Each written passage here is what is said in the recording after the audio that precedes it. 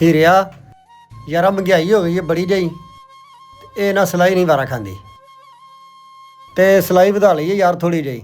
ਮੈਂ ਨਾ ਲੰਬੜਦਾਰ ਕੋਲ ਜਾਣਾ ਵਾ, ਉਹਨੂੰ ਨਾ ਯਾਰ ਸਾਡੀ ਨਾ 100 ਰੁਪਇਆ ਸੂਟ ਪਿੱਛੇ ਸਿਲਾਈ ਵਧਾ ਦੇ, ਠੀਕ ਹੈ?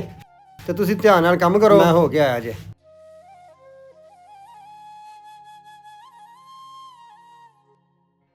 ਲੰਬੜਦਾਰ ਸਾਹਿਬ ਸਲਾਮ ਅਲੈਕਮ। ਵਾਲੇਕਮ ਸਲਾਮ ਜੀ। ਕੀ ਹਾਲ ਚਾਲ ਹੈ, ਠੀਕ ਹੋ? ਅਲਹਮਦੁਲਿਲਾ ਜੀ। ਲੰਬੜਦਾਰ ਸਾਹਿਬ ਇੱਕ ਕੰਮ ਆਏ ਆ ਤੁਹਾਡੇ ਕੋਲ। ਦੱਸੋ। ਪਤਾ ਮਹਿੰਗਾਈ ਬੜੀ ਜੀ ਹੋ ਗਈ ਹੈ, ਇਹ ਤੇ ਹੈ, ਮਹਿੰਗਾਈ ਤੇ ਬਾਕੀ ਹੋ ਗਈ। ਤੇ ਸਿਲਾਈ ਜਿਹੜੀ ਅਸੀਂ ਲੈਨੇ ਆ ਨਾ, ਇਹ ਵਾਰਾ ਨਹੀਂ ਖਾਂਦੀ ਸਾਨੂੰ।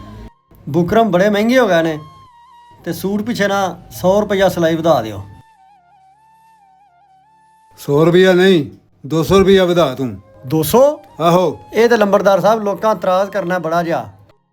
ਤੂੰ ਬਾਕੀ ਗੱਲ ਮੇਰੇ ਤੇ ਛੱਡ, ਤੂੰ ਬਸ ਜਾ ਕੇ ਨਾ 200 ਦਾ ਐਲਾਨ ਕਰਵਾ ਦੇ, ਵੱਧ ਸਿਲਾਈ ਦਾ, ਬਾਕੀ ਮੈਂ ਸਾਂਭ ਲਾਂਗਾ। ਚਲੋ ਠੀਕ ਹੈ। ਠੀਕ ਹੈ। ਠੀਕ ਹੈ, ਮੈਂ ਚੱਲਣਾ। ਹਜ਼ਰਾਤ, ਇੱਕ ਜ਼ਰੂਰੀ ਐਲਾਨ ਸੁਣਿਆ ਜੇ। ਦਰਜੀ ਸਫਦਰ ਭੱਟੀ ਡੀਸੈਂਟ ਟੇਲਰ ਵਾਲੇ, ਉਹਨਾਂ ਦੀ ਤਰਫੋਂ ਐਲਾਨ ਕੀਤਾ ਜਾ ਰਿਹਾ, ਸੂਟ ਦੀ ਸਿਲਾਈ ਹੁਣ 200 ਰੁਪਇਆ ਵਧਾ ਦਿੱਤੀ ਗਈ ਹੈ। ਅਸਲਾਮ ਵਾਲੇਕਮ। ਵਾਲੇਕਮ ਸਲਾਮ। ਐ ਭਾਜੀ ਸੂਟ ਤੇ ਸੀ ਦਿਓ। ਸੂਟ ਤੁਹਾਡਾ ਭਾਜੀ ਸੀਂਦੇ ਨੇ ਆ, ਪਰ ਤੇ ਸਿਲਾਈ ਹੋਣ ਅੱਗੇ ਵਾਲੀ ਨਹੀਂ ਜੇ ਲੱਗਣੀ। ਕਿਉਂ? ਭਾਜੀ ਮਹਿੰਗਾਈ ਬੜੀ ਜੀ ਹੋ ਗਈ ਹੈ, ਯਕੀਨ ਕਰੋ।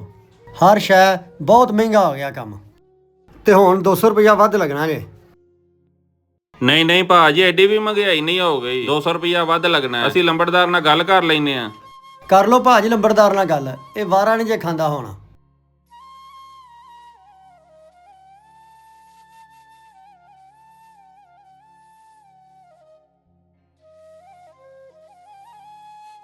ਅਸਲਾਮ ਵਾਲੇਕਮ ਲੰਬੜਦਾਰਾ। ਵਾਲੇਕਮ ਸਲਾਮ।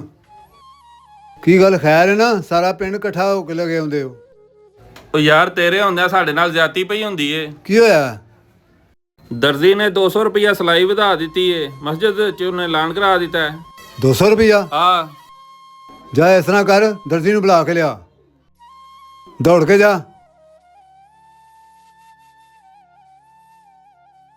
ਹਾਂਜੀ ਲੰਬੜਦਾਰ ਸਾਹਿਬ, ਤੁਹਾਡਾ ਸੁਣਾ ਗਿਆ ਸੀ।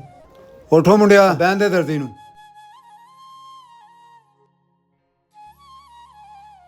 ਹਾਂਜੀ ਲੰਬੜਦਾਰ ਸਾਹਿਬ। ਕੀ ਕੀਤਾ ਤੁਸੀਂ? ਸਿਲਾਈ 200 ਰੁਪਇਆ ਸਵਾਰੀ ਵਧਾਤੀ ਹੈ। ਆ ਪਿੰਡ ਵਾਲੇ ਸਾਰੇ ਅਲਾਮਾ ਦੇਣ ਡੇ ਨੇ। ਲੰਬੜਦਾਰ ਸਾਹਿਬ, ਤੁਹਾਨੂੰ ਪਤਾ ਕਿੰਨੀ ਮਹਿੰਗਾਈ ਹੋ ਗਈ ਹੈ, ਅਸੀਂ ਹੁਣ ਕੀ ਕਰੀਏ? ਮਹਿੰਗਾਈ ਤੇ ਹੈ ਵੇ, ਨਾ ਵੀ ਦਰਜਿਆ ਤੇਰੀ ਗੱਲ ਤੇ ਨਾ ਪਿੰਡ ਵਾਲਿਆਂ ਦੀ। 100 ਰੁਪਇਆ ਵਧਾ ਦੇ।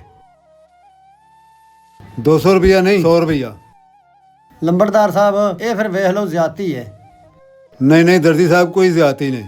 ਪਿੰਡ ਵਾਲਿਆਂ ਨੂੰ ਤੇ ਖੁਸ਼ ਕਰਨਾ ਹੈ ਨਾ, ਕਿਉਂ ਬਈ? ਤੁਸੀਂ ਖੁਸ਼ ਹੋ ਹੁਣ? ਜੀ ਲੰਬੜਦਾਰ ਸਾਹਿਬ। ਲੰਬੜਦਾਰ ਜ਼ਿੰਦਾਬਾਦ। ਲੰਬੜਦਾਰ ਜ਼ਿੰਦਾਬਾਦ। ਲੰਬੜਦਾਰ ਜ਼ਿੰਦਾਬਾਦ।